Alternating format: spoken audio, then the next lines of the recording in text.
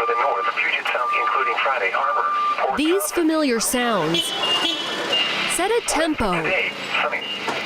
for a job Bill Mannon has worked Tonight, mostly clear. for nearly 3 decades. Our economy depends on trucks. But lately, for Mannon, that tempo is sounding more and more to him like a ticking clock. I've hauled everything. One that's counting down the now handful of years he has left until retirement. That light at the end of the tunnel is like right here now. And I can feel it. But for the industry he's leaving behind, Mannon tells me he's scared. You can make really good money.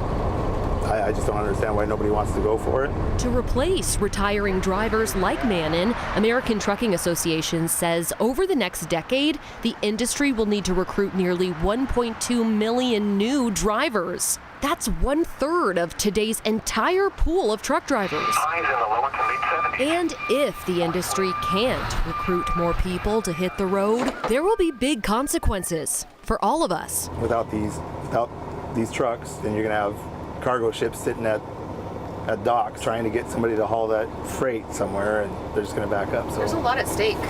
lots at stake. Food like the produce that comes from Washington's agricultural cities like this one, nearly 200 miles east of Seattle.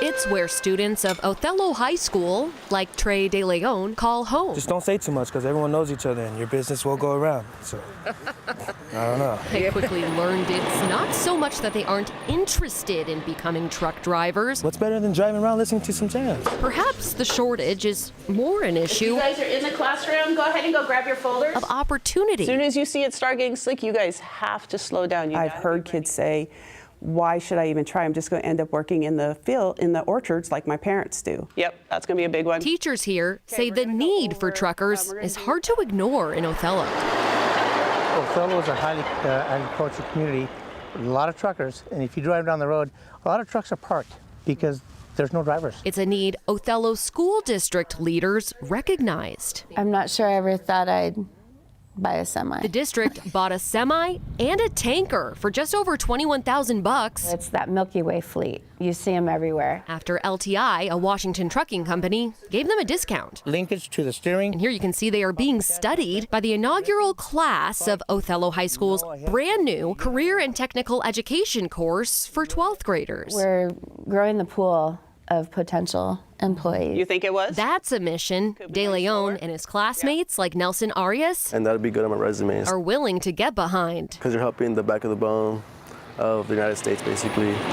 It's improving their access to opportunity. Going to like a regular trucking school costs like up to like $5,000. It's like much harder for people to afford the actual class. Even at the high school, it's a lot more cheaper and stuff. I was like, yeah, I'd be super stoked for that. Coming straight out of high school, it's only at most $500. In Othello, the poverty rate is roughly twice that of Washington's as a state. It's not high wages. Expensive prerequisites can be a barrier. $500, what do you make of that?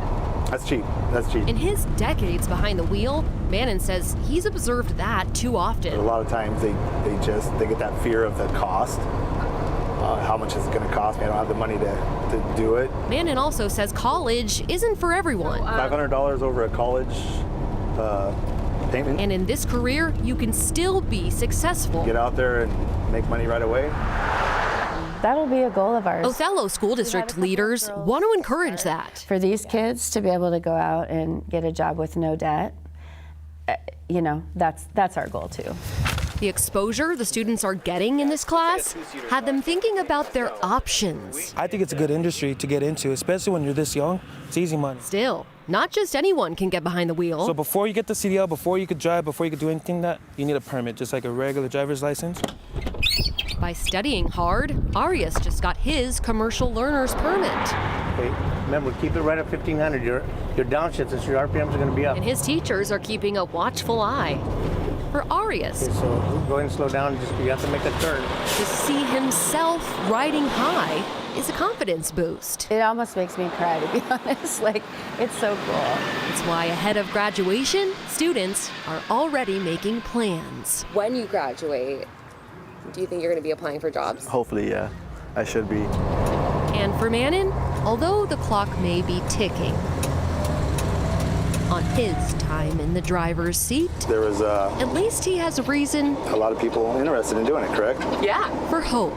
That's hope right there. Maddie White, I hope more schools are that way. King 5 News.